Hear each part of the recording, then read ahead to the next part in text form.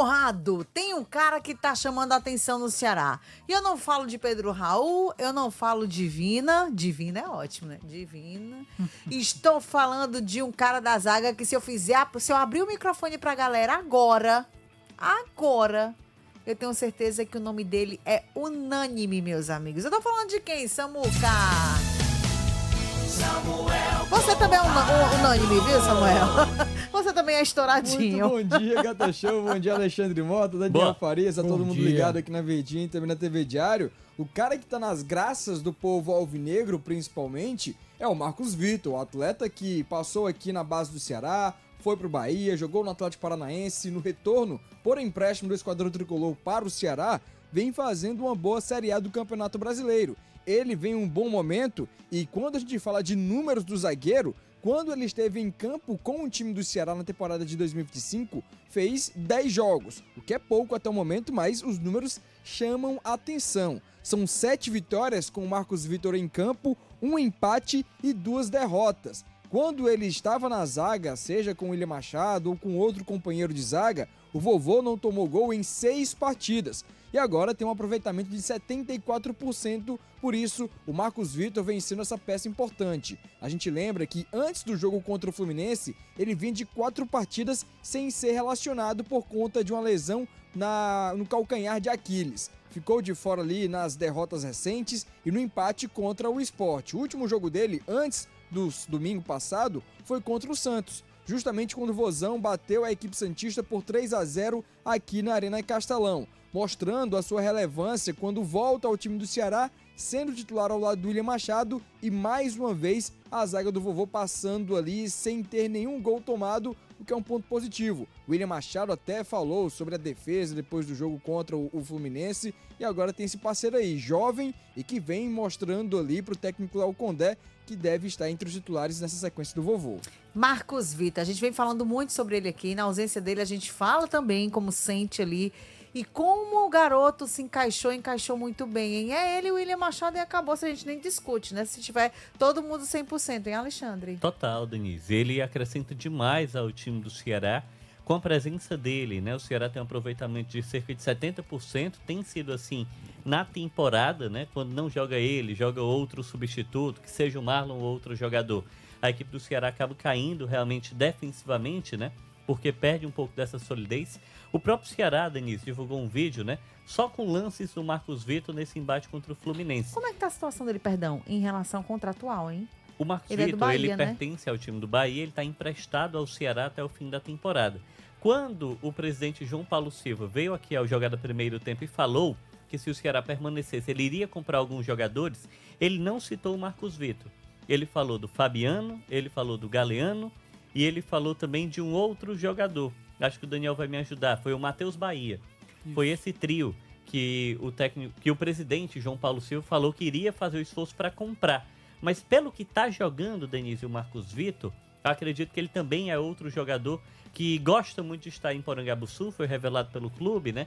Teve também passagem pelo Floresta nas categorias de base e é um jogador que tem essa identificação. Então, certamente eu faria esse esforço também. Até porque ele é um jogador jovem, né? Tem 23 anos, boa saída de bola, um jogador que tem muita agilidade e muito alto. Tem muitas características boas para um bom zagueiro. A grande questão é o que o Condé falou na última coletiva, né? Se o Marcos Vitor quiser e estiver com a cabeça no lugar, ele vai ser um grande jogador. Eita, Maria. Então isso já é um indicativo, né? É um recado direto pro atleta. Poxa, foca na tua carreira. Presta atenção não só no que está acontecendo no jogo, mas fora do jogo também. Que a gente sabe, Denise, jogador jovem, às vezes se vislumbra um comportamento, uma influência, e isso tudo certamente atrapalha essa manutenção. Eu tô falando tudo isso porque o Marcos Vitor sai do Ceará como um jogador de muito potencial. Ele é vendido para o Bahia, que é do Grupo City, ou seja, tem uma rede de conexões com o futebol europeu, e ele não consegue jogar. Depois ele é emprestado para o Atlético Paranaense, também não joga, e ele chega ao Ceará, e do início do ano até aqui, ele vai jogar de verdade contra o Cruzeiro. Já é ali, final do primeiro turno. Ele passou basicamente o ano inteiro na sombra, né, de outros jogadores. Como a gente tem falado aqui, ó. O próprio Roberto Pinheiro tá falando, né? Jogava por teimosia o Marlon e o Ramon Menezes, né? Outros jogadores eram escolhidos. mas talvez o Marcos Vitor ainda não tivesse 100% ali, né? Dentro desse quesito de estar bem fisicamente, ou de ter a confiança, ou demonstrar para o Condé essa energia, né, no dia a dia. E ele conseguiu fazer isso, ganhou o seu espaço. O Ceará ganha muito com ele. Hoje, pelos últimos jogos, Denise, acho que ele até tem se sobressaído mais até que o próprio William Machado. E é uma dupla de zaga jovem, né? Então, ele tem sido esse destaque e, pra mim, ele foi o melhor jogador do Ceará contra o Fluminense também. O que é que o Ceará ganha tanto com o Marcos Vitor na parceria com o William Machado, hein, Dani? Denise, ganha um jogador que tem muita disposição e geralmente na zaga a gente pensa em jogadores às vezes um pouco mais pesados, um pouco mais lentos, mas no futebol de hoje em dia você precisa ter também zagueiros que tenham uma boa mobilidade, porque o futebol pede muito isso. Os atacantes estão cada vez mais móveis, com mais velocidade, os esquemas táticos são cada vez mais, dinâmicos, né? A bola corre muito mais e você precisa de zagueiros que tenham características suficientes para acompanhar esses jogadores. Uma das grandes reclamações da torcida do Ceará em relação ao Marlon era justamente isso, que muitas vezes ele não tinha físico suficiente ou características próprias para isso, para acompanhar as jogadas. A velocidade. É, A velocidade era muito aguentava, aquém, né? Então muitas vezes ele chegava atrasado na grande área, quando o seu adversário já estava lá na frente.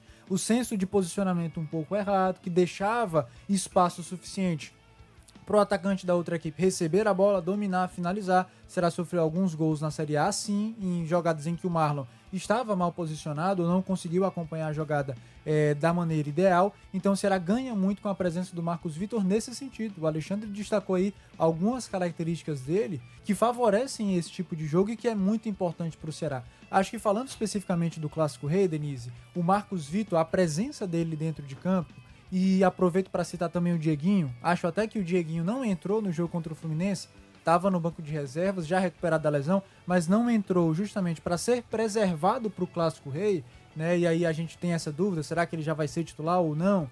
Né? O cenário ideal seria que sim, porque a gente já falou aqui em inúmeras oportunidades que ele é muito superior a outros volantes do Ceará, pelo que já apresentou nessa temporada. Mas são dois jogadores que podem ajudar muito o Ceará nessa estratégia de jogo. Porque venhamos e convenhamos, Denise, quem é que teoricamente tem uma responsabilidade maior de tentar vencer essa partida? A gente já comentou, é o Fortaleza. O Ceará vai buscar a vitória, é claro, você entra no Clássico Rei buscando vencer. A gente falou do que pode significar, inclusive, essa vitória, né? A permanência na Série A. Mas quem tem esse senso de urgência maior é o Fortaleza.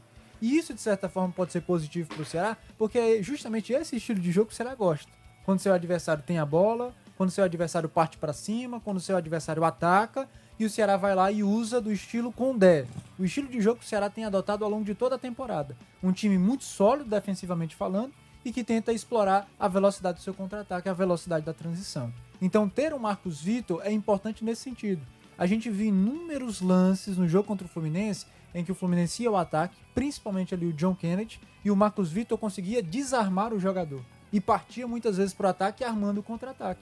Então essa é a característica dele. O Dieguinho faz a mesma coisa. O Dieguinho é um volante ali de muita mobilidade, de muita movimentação, que vai bem no desarme e faz justamente esse trabalho de já ligar a bola ali para o setor de ataque, seja para o Vina ou seja diretamente para os atacantes.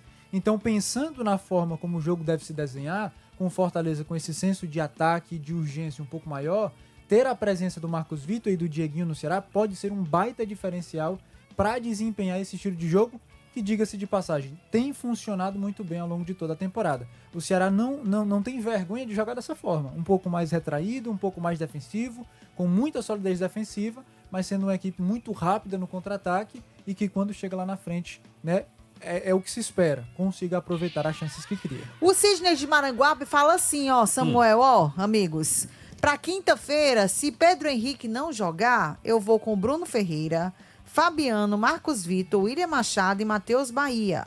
Sobral pra começar, ele coloca Richardson no decorrer, Zanocelo e Lourenço, Galeano, Pedro Raul e Vina. É o time mais ou menos. 3 volantes. Ele iria com 3 volantes, não? Sem o Dieguinho, né? Ele falou Sobral. Ele e é como Lourenço. se o Vina fosse jogar um pouco mais à frente, Isso. né? Mas você perde os alas, né? Você perde pontas. E aí é uma estratégia que é diferente, porque não se adequa ao que o Daniel tá pontuando, que é a característica alvinegra, né? Time mais reativo, recupera a bola e contra-ataca. Tanto que é o que terminou posse no Campeonato Brasileiro. Também na Série B também tinha um pouco dessa característica. Então, é o modelo de jogo do Condé. E eu nem acho, viu, Daniel, que é a história de ter vergonha disso, mas é de assumir para si o que você é, no que você é melhor, né? Ou você é o melhor com a posse de bola, você tem jogadores para fazer isso? Ou você tem jogadores de contenção, de desarme, de atacar o espaço, de buscar profundidade? Eu acho que tem essa ótica. O que ganha, né, nesse sentido, Denise? É que certamente o Palermo está estudando o time do Ceará que enfrentou o Fluminense. Sim. Então, a estratégia se baseia muito nisso. Da mesma forma que o Condé já percebeu que o Palermo tem repetido a escalação. Ele jogou de um jeito contra o Flamengo, ele repete a escalação no jogo seguinte. Só tem uma dúvida, quem vai ser esse meia? Mas é só ele colocar o Crispim ali. Um exemplo, né? Um exercício. E aí você define o seu quesito de marcação. Então, se um dos treinadores entrar em campo muito mexido, além de parte da torcida chamar ele de treinador pardal e tal, aquela brincadeira toda, além disso, né? Não deixa de ser também estratégia, né? Porque você vai tentando surpreender o seu adversário. Ele não se preparou necessariamente para aquilo. E a gente sabe que um jogador muda a vida. Por exemplo, o Ceará foi enfrentar o Bahia, jogo aqui, né, na Arena Castelão.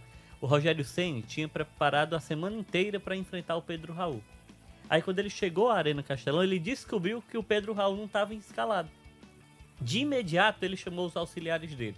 A gente sabe disso porque a gente acompanha, né, o dia a dia e a gente vê a chegada dos treinadores. E ele foi lá falar, tem que mudar tudo aqui. E aí o Bahia entrou em campo já com uma outra estratégia, porque o Pedro Raul não estava jogando. Então, uma modificação de um jogador ou outro pode mexe, mexer, né? E é por isso que informações nesse momento serão tão decisivas, né? Se você sabe a escalação exata que o seu adversário vai entrar em campo, isso tudo pode influenciar, sim, no decorrer do jogo. E o Dieguinho, Samuca, a tendência é que ele esteja entre os titulares, né? Pois é, o Dieguinho no jogo passado, o Léo Condé resolveu poupá-lo do confronto diante do Fluminense, porque no decorrer da partida ele teve que fazer outras mudanças e acabou que o Dieguinho não teve a oportunidade. A ideia do Léo Condé era ter utilizado ele no jogo passado, Denise. Só que isso não aconteceu. Inclusive, a gente tem o Léo Condé falando sobre o Marcos Vitor, né? Ele trazendo esse destaque do zagueiro que vem fazendo aí bons jogos e sendo titular com a camisa alvinegra. Bom, o Marcos Vitor, ele é um jogador de muito potencial e que vai alçar grandes voos, não tenho a menor dúvida, né? Um zagueiro, todos os predicados que você espera de um zagueiro, ele tem, né? Ele tem velocidade, ele tem boa técnica, boa construção de jogo, boa bola aérea. Então, é um jogador muito capacitado e tenho certeza que vai alçar grandes voos aí, desde que ele tenha, né, a cabeça no lugar, né, focado ali na carreira. E que bom que o Ceará tem nesse momento esse jogador. Aí o Léo Condé avaliando o Marcos Vitor, né, dizendo que se ele tiver uma boa cabeça, né, ali, com foco no futebol, pode ter uma carreira brilhante aí, um jovem atleta que passou pela base do Floresta, jogou também na base do Ceará, ali no futebol aspirantes também do time do Vozão, foi pro Bahia e agora retornando ao time vem tendo oportunidade novamente e é uma peça que o Léo Condé deve contar na quinta-feira contra o Fortaleza. Show de bola, tá aí, Marcos Vitor e Dieguinho, hein? Vamos já falar sobre os destaques do Lion. É o Fortaleza também, hein, que precisa surpreender, que não venceu. Há quanto tempo o Fortaleza não venceu o Ceará? Fortaleza não vence o Ceará 9 jogos, desde 2023, né? Foi a última vez que o Fortaleza venceu. Foi mesmo. Foi, Eita. nós estamos em 2025. Ah, a gente tá em 2025. Só pra você ter a margem temporal de como são muitos jogos, né? E nesse recorte aí, Alexandre. Denise, eu Aí, não Daniel, sei... que tu tinha pra hoje? Nesse recorte eu não sei exatamente quantas vitórias, né? Foram nesse período de 9 jogos, né? Mas ao decorrer do programa a gente pesquisa isso aqui. Pesquisa. Você achou de bola, Alexandre Daniel Farias aqui conosco, Samuel Conrado e Fernanda Alves.